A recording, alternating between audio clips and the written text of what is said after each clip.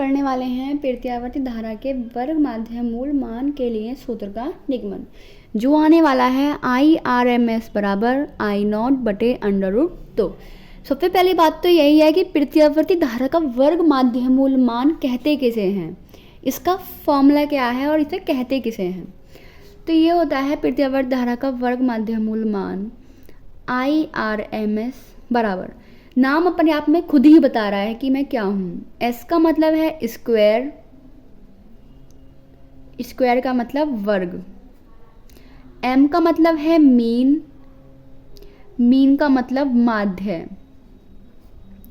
R का मतलब है रूट, रूट का मतलब है वर्गमूल। तो नाम ने अपने आप में सारी चीज़ें बता दी। IRMS बराबर प्रत्यावर्ती धारा का स्क्वायर, यानी कि जितनी भी प्रत्यावर्ती धाराएं हैं, सपोज करो I1, I2, I3, क्या इतनी ही होंगी? बहुत सारी हो सकती हैं। IN, जितनी भी प्रत्यावर्ती धाराएं हैं उनका वर्ग, वर्ग कर दिया।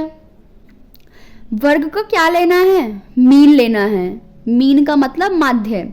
माध्य कैसे लेते? जितनी ऊपर संख्याएं हैं उन सभी को जोड़कर, जोड़ने के बाद उतने का ही क्या कर देते हैं? भाग। ऊपर कितनी प्रत्यावर्ती धाराएं हैं? n प्रत्यावर्ती धाराएं हैं, तो कितने का भाग कर देंगे? n का भाग कर देंगे। उसका क्या लेना है? रूट। रूट का मतलब अंडर रूट, वर्गमूल। तो उसका क्या ले लिया है? Under root. ये किसके बराबर होगा? अंडर रूट में जब भी कहीं भी वर्ग आ रहा हो और उसका क्या हो रहा हो, औसत लिया जा रहा हो, तो औसत के लगा देते हैं बार। अब बार है किसका? सभी धाराओं का क्या हो रहा है? वर्ग हो रहा है। तो पहले धारा का वर्ग है, फिर उसका बार है। इसको बार, बार ये रिप्रेजेंट किस चीज को कर रहा है? बार बता रहा है, औसत को। तो ये आ गया IRMS बराबर, इसका कह लिया समीकरण 1। क्या हम दोनों साइड का वर्ग कर सकते हैं? अगर दोनों साइड का वर्ग करा तब मिला IRMS बराबर I² बार। अगर दोनों साइड का वर्ग कर रहे हैं तो वर्ग की वजह से ये अंडर रूट तो हट गया, लेकिन यहाँ पे क्या आ जाएगा? वर्ग आ जाएगा। यहाँ का अंडर रूट हट गया और यहाँ पे क्या आ गया? वर्ग आ गया। इसे मान लिया है समीकरण 2, जिससे प्रॉब्लम ना हो पहचानने में। तो यहाँ तक आपको होपफुली समझ में आ गया होगा। अब IRMS कौन सी धारा है? अगर कहीं पे भी लिखा हुआ है कि I बराबर 2 एम्पियर की धारा बह रही है और वहाँ पे कुछ भी नहीं लिखा हुआ है कि वो बार है या RMS है या कौन सी धारा है, तो वो हमेशा RMS वाली होगी। अब यहाँ पे I0 लिखा हुआ है। अब बात आती है कि I0 कौन सी धारा है? I0 होती है धारा का शिखर मान। किस कौन सी धारा है? प्रत्यावर्ती धारा है। अब प्रत्यावर्ती धारा के लिए, प्रत्यावर्ती धारा किस धारा को कहते हैं? वो धारा जो समय के साथ लगातार बदलती रहती है, और धारा का एक चक्कर लगाने में जो लगा समय होता है वो है कैपिटल T। पूरा चक्कर लग रहा है कैपिटल T समय में। प्रत्यावर्ती धारा होगी वो धारा जो समय के साथ अपने आप अपने मान को पुनरावृत्ति करती है और दोहराती है। अब हम जानते हैं D क्यों बराबर होता है I/dt स्क्वायर बार, क्योंकि ये औसत वाली धारा है। अब जो स्क्वायर बार है, औसत धारा है, वो किसके बराबर है? IRMS के वर्ग के बराबर है। तब D क्यों बराबर IRMS का क्या आ गया? वर्ग आ गया। साइड में क्या लिखा हुआ है? dt। जैसे लिखा हुआ है उसको वैसे ही लिख दिया है। हम जानते हैं I बराबर होता है I0 sin ओमेगा t। प्रत्यावर्ती धारा के समीकरण में सबसे पहले यही चीज़ें, I बराबर होता है I0 sin ओमेगा t। अगर कहीं पे कुछ भी नहीं लिखा हुआ है उसका मतलब वो कौन सा मान होता है? RMS का मान होता है। तो IRMS की जगह लिख सकते हैं I0 sin ओमेगा t लिखा। D क्यों बराबर I0 sin omega t। IRMS का वर्ग है तो इसका भी क्या कर दिया? वर्ग। साइड में dt। D क्यों बराबर, इसका वर्ग करा तो ये आ गया I0 का वर्ग sine square omega t and dt। Sine square लिखा हुआ है तो इसे हम ऐसे लिख सकते हैं साइन स्क्वायर ओमेगा t को 1 माइनस कॉस 2 ओमेगा t बटे में 2। ये कहाँ से आया? हम जानते हैं साइन स्क्वायर थीटा बराबर होता है 1 माइनस कॉस 2 थीटा बटे में 2। मीन जितना भी यहाँ पे कोण लिखा हुआ है उस कोण में कितने की गुणा हो जाती है, 2 की गुणा हो जाती है। ऊपर लिखा हुआ था ओमेगा टी, तो इसमें कितने की गुणा हो गई, 2 की गुणा हो गई।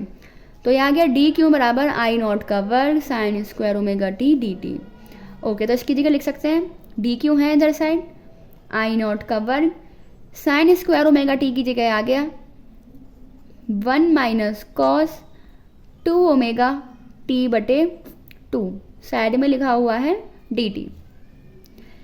थोड़ा ठीक से लिख सकते हैं, डी क्यू बराबर आई नॉट का वर्ग, 2 बाहर लिख सकते हैं, डी टी के अंदर गुणा कर दी तो ये हो गया D T minus cos 2 omega T D T. जब भी हमें दोनों तरफ डी दिखाई देते हैं तो उसका हमेशा क्या करते हैं, हम समाकलन करते हैं। तो दोनों पक्षों का समाकलन करने पर,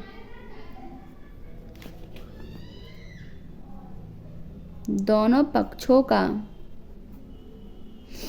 समाकलन करने पर, इधर समाकलन करा एंड इधर समाकलन करा। समाकलन होता किसका है, टी का। आई नॉट जैसा लिखा हुआ तो उसे वैसा ही लिख दिया है, इधर समाकलन कर दिया D T minus cos 2 omega T and D T, इधर समाकलन कर दिया। लिमिट आ गई 0 से क्यू, इधर लिमिट आ गई 0 से टी। डी क्यू का समाकलन क्या होता है, क्यू बड़ा ब्रैकेट 0 से क्यू। ऐसे ही इधर आई नॉट का वर्ग बटे में 2, डी के साथ में जो लिखा जाता है समाकलन में वही आ जाता है। यहाँ डी के साथ में क्या लिखा हुआ है, टी, तो डी टी का समाकलन कितना आ गया, टी माइनस कॉस का समाकलन होता है साइन, साइन का समाकलन होता है कॉस, तो कॉस का समाकलन आ गया साइन 2 ओमेगा टी। अब बदलती बटे में या गुणा में क्या आएगा, यहाँ पर हमारा डी के साथ में क्या लिखा हुआ है, टी, तो देखना है कि टी में किसकी गुणा हो रही है।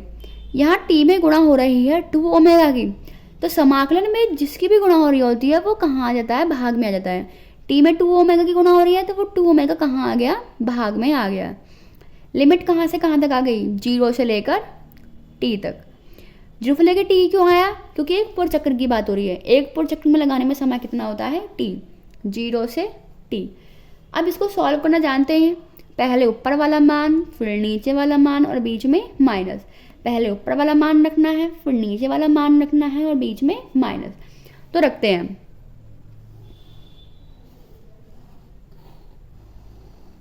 क्यों की जगह पहले क्यों रखा, फिर क्यों की जगह हमने 0 रखा और बीच में माइनस, बराबर आई नॉट का वर्ग बटे में 2। टी की जगह पहले टी रखा, यहाँ भी टी रखा और यहाँ भी टी रखा। यहाँ पे टी रखा तो टी माइनस साइन, यहाँ लिखा हुआ है 2 तो 2 लिख दिया। ओमेगा बराबर होता है 2 पाई बटे टी, ये फॉर्मूला ही होता है। हमने इस छोटे टी की जगह क्या रखा है, बड़ा वाला टी, छोटे टी की जगह लिख दिया बड़ा वाला टी। बटे में क्या लिखा हुआ है इसके, 2 ओमेगा। पहले हमने ऊपर वाला मान रखा फिर रखेंगे नीचे वाला मान।